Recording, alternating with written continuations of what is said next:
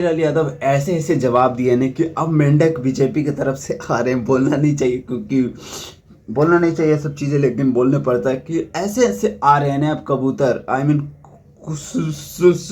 जो भी है उन लोग आ रहे हैं ना, जो खेसारी लाल यादव का ट्रोल में ये सही बोला गया है कि राजनीति आपको खराब भी करती है, राजनीति आपको बनाती भी है। मतलब यार राजनीति ने इतना खराब कर दिया ना खेसारी लाल यादव के, मतलब यार एक एक वर्ड जो बोले हैं ना, बीजेपी वालों को इतना दिल पे वो बात लगा है, क्या बोलूँ यार।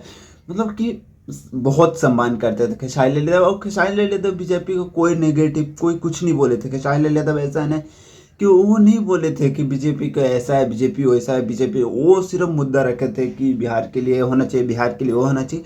लेकिन यहाँ पे बीजेपी की तरफ से जो बिहार बिहार के जो हीरो लोग हैं, बिहार के जो बने हुए कुछ लोग हैं, वो लोग आके ऐसी ऐसी टिप्पणी दे रहे हैं ना, तो पुरानी पुरानी चीज़ें खेसारी लाल यादव की याद दिलाने की कोशिश कर रहे।